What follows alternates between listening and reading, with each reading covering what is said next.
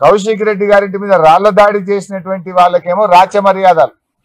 Police station లో వాళ్ళకి మంచిగా బిర్యానీలు తినిపించి, సమోసాలు తినిపించి, ఛాయలు దాయిపించి, ఎస్కాట్ ఇచ్చి గాంధీ గారిని ఇంటి దగ్గర దించి వస్తుంది. ఫిర్యాదు చేయడానికి వచ్చిన మమ్మల్ని ఏమో అరెస్ట్ చేసి 2 గంటలు హైదరాబాద్ అంతా తిప్పి అర్ధరాత్రి జంగల్లో మహబూబ్ నగర్ లో ఇడిచిపెట్టింది మమ్మల్ని. అంటే అసలు లా అండ్ ఆర్డర్ పోలీసులు వ్యవహరించే తీరు ఇదేనా నేను అడుగుతా ఉన్నా. అసలు రాష్ట్రంలో లా అండ్ ఆర్డర్ ఉందా అని అడుగుతా ఉన్నా. గతంలో బీఆర్ఎస్ ఎమ్మెల్యేలు మేము నల్గొండకు వెళ్తే డైరెక్ట్ గా మా బస్సు మీద కేటీఆర్ గారు మొత్తం 20 మంది ఎమ్మెల్యేలు ఉన్న మా బస్సుల మీద కోడిగుడ్లతో రాళ్లతో దాడి చేశారు. ఖమ్మం పోతే ఎమ్మెల్యేల మీద బీఆర్ఎస్ ఎమ్మెల్యేల మీద దాడి చేశారు. సిద్దిపేటలో నా క్యాంపు కార్యాలయం మీద దాడి చేశారు. కౌశిక్ రెడ్డి ఎమ్మెల్యే గారింటి మీద దాడి చేశారు. ఏ ఒక్క విషయంలో నేను పోలీస్ యాక్ట్ చేసిందా? ఎక్కడ నన్ను అరెస్టు జరిగినాయా? అంటే ఇవాళ ఏమైపోయిందంటే మీరే ఈ రకంగా రెచ్చగొడతా ఉన్నారు. ఇవాళ ముఖ్యమంత్రి గారు ఆయనే దీనికి మూల కారణం. ఎందుకంటే ముఖ్యమంత్రి గారు ఆయన నోరు అదుపులో పెట్టుకోవాలి.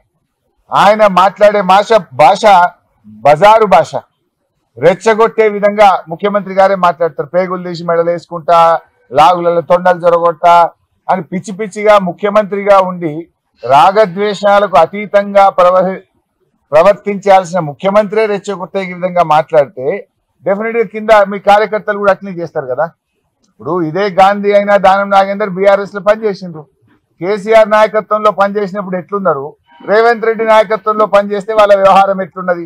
10 ఏళ్ళు కేసీఆర్ నాయకత్వంలో ఎప్పుడైనా మాట్లాడినరా వీళ్ళు? ఈ రకంగా రౌడీలాగా వ్యవహరించిండ్రా? ఇవాళ ఎందుకంటే యథా రాజా తదా ప్రజ అన్నట్టు రేవంత్ రెడ్డి భాష, రేవంత్ రెడ్డి విధానం వల్ల ఇవాళ వాళ్ళ నాయకులు కూడా అట్లే మాట్లాడుతున్నారు. ఇవాళ వాళ్ళ మంత్రి కూడా మాట్లాడిండు, కోమటిరెడ్డి వెంకటరెడ్డి. బీఆర్ఎస్ వాళ్ళు ఎక్కడైనా విమర్శిస్తున్నట్టే వాళ్ళని కొట్టండి అని రాజ్యాంగం మీద ప్రమాణం చేసిన మంత్రే రెచ్చగొడుతుంటే ఇంకా లా అండ్ ఆర్డర్ ఎక్కడుందా? ఇవాళ రివ్యూ చేయాల్సింది ఫస్ట్ నిన్ను నువ్వు రివ్యూ చేసుకోవాలి, నీ మంత్రుల్ని రివ్యూ చేయాలి. నువ్వు చక్కగా లేవు ఫస్ట్. పాపం పోలీసులు ఏమంటావు? ఇన్ఫాక్ట్ మేము ఇవాళ మమ్మల్ని అందరినీ హౌస్ అరెస్ట్ చేసిండ్రు. మరి ఇదే హౌస్ అరెస్ట్ నిన్న గాంధీ గారిని చేసి ఉంటే ఇష్యూ జరుగునా? ఇవాళ హైదరాబాద్ లో ఉన్న బీఆర్ఎస్ ఎమ్మెల్యేలను హౌస్ అరెస్ట్ చేసిండ్రు, మాలాంటి వాళ్ళని హౌస్ అరెస్ట్ చేసిండ్రు. మరి నిన్న గాంధీ గారిని ఎందుకు హౌస్ అరెస్ట్ చేయలేదు? దీంతో తేట తెల్లం కదా. నువ్వే దాడి చేయమని గాంధీకి ఎస్కాట్లు ఇచ్చి, పైలట్లు ఇచ్చి దగ్గరుండి నువ్వు దాడి చేయించినావు. కానీ అదే బీఆర్ఎస్ ఎమ్మెల్యేలనేమో హౌస్ అరెస్ట్ చేసినావు. ఇలా రాష్ట్ర ప్రజలకు అర్థమవుతుంది కదా. దీన్ని బట్టి స్పష్టంగా అర్థమవుతుంది. నిన్న నిజంగా నువ్వు గాంధీని హౌస్ అరెస్ట్ చేసి ఉంటే నిన్న కౌశిక్ ఇంటి మీద దాడి జరగదు కదా. మరి మమ్మల్ని ఎందుకు ఇలా హౌస్ అరెస్ట్ చేస్తున్నావు? దీన్ని బట్టి ఇది క్లియర్ గా రేవంత్ రెడ్డి ఎజెండా.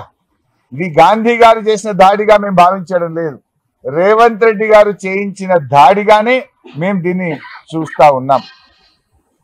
ఇలా బాధ కలిగేది ఏంటంటే తెలంగాణ ఉద్యమంలో కూడా మా మీద ఈ రకమైన నిర్బంధాలు, ఈ రకమైన అణచివేతలను 14 ఏళ్ల తెలంగాణ ఉద్యమంలో కూడా మేము చూడలేదు. కానీ రేవంత్ రెడ్డి పాలన ఎమర్జెన్సీని తలపించే విధంగా ఉంది. ఎమర్జెన్సీకి మించిన అన్యాయంగా ఈరోజు ఈ రాష్ట్రంలో పాలన కొనసాగుతా ఉంది. వరద బాధితుల్ని ఆదుకోవడానికి మేము వెళ్తే మా మీద రాళ్ల దాడి చేస్తారు. దాని మీద ఇప్పటిదాకా కేసు నమోదు కాదా? దాని మీద ఇప్పటిదాకా వీడియోల్లో లైవ్ టెలికాస్ట్ లో దుండుగలు కరబడతా ఉంటే ఆ గుండాలని అరెస్ట్ చేయడం నీకు చేత కాదా? దట్ మీన్స్ దీని వెనుక ప్రేరణ నీది, ప్రోత్సాహం నీది, కుట్రదారుడివి నువ్వు. నీ యొక్క ఆలోచనకు అనుగుణంగానే ఇవన్నీ కూడా జరుగుతూ ఉన్నాయి అనేది ఇవాళ రాష్ట్ర ప్రజలకు చాలా స్పష్టంగా కూడా తెలుస్తా ఉంది. నేను ఒకటే కోరుతా ఉన్నా, డీజీపీ గారిని కూడా నేను చెప్పేది ఏంటంటే ఇది చాలా అత్యున్నతమైనటువంటి పోస్ట్. డీజీపీ పోస్ట్ అనేటువంటిది చాలా పెద్ద పదవి. మీరు బాధ్యతాయుతంగా వ్యవహరించాల్సినటువంటి అవసరం ఉంటుంది. రేవంత్ రెడ్డి గురించి మీకు తెలియంది కాదు, గతంలో ఇదే రేవంత్ రెడ్డి గారిని హౌస్ అరెస్ట్ చేయడానికి వెళ్ళిన పోలీసులను బండబూతులు తిట్టిండు. వీడియోలు ఇవాళ సోషల్ మీడియాలో వస్తున్నాయి. నా నోట్తో మాట్లాడి నా నోరు ఖరాబ్ చేసుకుని. కానీ ఆయన ఎంత చిల్లర మాట్లాడిండు. ఎవడ్రా అని పోలీసులను పట్టుకొని బయటకు వచ్చి పోలీసులను నానా బూతులు తిట్టిండు ఈ రేవంత్ రెడ్డి. కానీ మేమేమో సహకరిస్తా ఉన్నాం. ఇదే పోలీసులను పట్టుకొని బిహారీ పోలీసులని మాట్లాడిండు. అంటే ఆయన నోటికి వచ్చినట్టుగా మాట్లాడడం ఆ రోజు మనందరం కూడా చూసాం. అందువల్ల నేను డీజీపీ గారిని, పోలీస్ అధికారులను కూడా కోరేది ఒకటే, గుడ్డిగా రేవంత్ రెడ్డి మాటల్ని ఫాలో కాకండి, విచక్షణతో వ్యవహరించండి అని చట్టాన్ని గౌరవించండి, చట్టాన్ని అమలు చేయండి. తప్పులు చేయమని చెప్తే అది ప్రభుత్వ పెద్దలైనా ఎవరైనా మీరు చేయకుండా నిష్పక్షపాతంగా న్యాయబద్ధంగా వ్యవహరించాలని డీజీపీని పోలీస్ ఉన్నతాధికారులను కూడా నేను కోరుతా ఉన్నా. ఇలా రాహుల్ గాంధీ గారు ఆయన ఏదో అమెరికాలో తిరుగుతా ఉన్నట్టున్నాడు. అమెరికాలో పోయి లెక్చర్లు ఇస్తుండు రాహుల్ గాంధీ గారు. ఏమని? స్వేచ్ఛ, స్వాతంత్రం, న్యాయం, ధర్మం అని లెక్చర్లు ఇస్తా ఉన్నాడు. అయ్యా రాహుల్ గాంధీ గారు, నువ్వు అమెరికాలో లెక్చర్లు తర్వాత ఇద్దు కానీ నీ కాంగ్రెస్ పాలనలో ఉన్న తెలంగాణ రాష్ట్రంలో జరుగుతున్న అణిచివేతలను, ఆంక్షలను, రాజ్యాంగ ఉల్లంఘనల గురించి మాట్లాడాలని చెప్పి నేను రాహుల్ గాంధీ గారిని డిమాండ్ చేస్తా ఉన్నా. ఎందుకంటే ఈరోజు ఎమ్మెల్యేల పార్టీ ఫిరాయింపు కానీ, ఆ పార్టీ ఫిరాయింపు మీద హైకోర్టు ఇచ్చిన తీర్పు కానీ, పిఏసి చైర్మన్ నియామకం కానీ ఇవన్నీ కూడా రాజ్యాంగ ఉల్లంఘనలు. ఈ రాజ్యాంగ ఉల్లంఘనల నుంచి దృష్టి మరల్చడం కోసం రేవంత్ రెడ్డి గారు దీన్ని ఒక లా అండ్ ఆర్డర్ సమస్యగా, ఇదేదో కౌశిక్ రెడ్డి, గాంధీల మధ్య, వ్యక్తుల మధ్య కొట్లాటగా దీన్ని చిత్రీకరించడానికి ఆయన కుట్రబంతా ఉన్నాడు. ఇవాళ ఏమైంది? ప్రభుత్వం, ముఖ్యంగా రేవంత్ రెడ్డి గారు నగ్నంగా బయటపడ్డాడు. పార్టీ ఫిరాయింపుల మీద హైకోర్టు మొటికాయలు వేసింది. మీరు చేస్తారా, మళ్ళీ సూమోటో కేసు టేకప్ చేయమంటారా అని హైకోర్టు డైరెక్ట్ గా అడిగింది.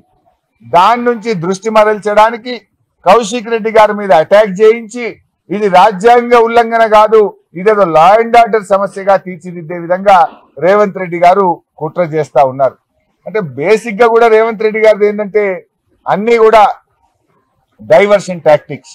ఆయన ఎప్పుడు కూడా ఒక సమస్య నుంచి తప్పించుకోవడానికి ఒక కొత్త సమస్యను సృష్టించే ప్రయత్నం, ప్రజల దృష్టి మరల్చే ప్రయత్నం, ఇవన్నీ కూడా రేవంత్ రెడ్డి గారు మొదటి నుంచి కూడా చేస్తూ ఉంటారు.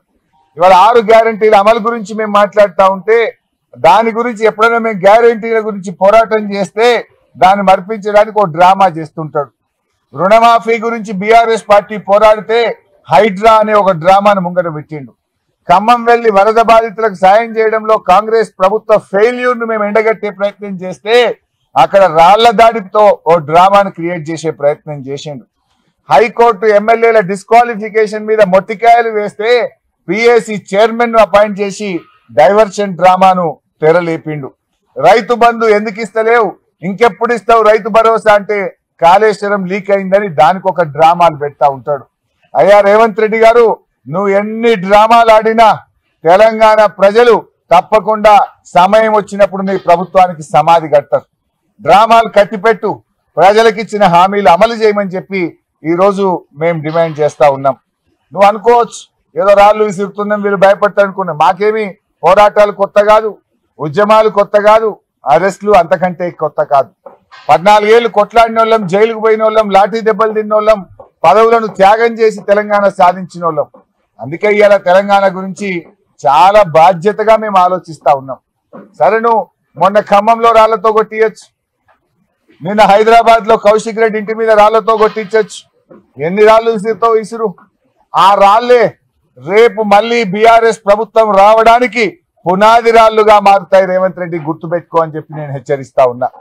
ఎందుకంటే ఈరోజు మేమేమో ఒక బాధ్యతాయుతమైన పార్టీ, పోరాడి తెలంగాణ తెచ్చిన వాళ్ళం, 14 ఏళ్లు కష్టపడి తెలంగాణ తెచ్చిన వాళ్ళం, 10 ఏళ్లు కేసీఆర్ పాలనలో దేశానికి ఆదర్శంగా తెలంగాణను నిలిపినటువంటి వాళ్ళం.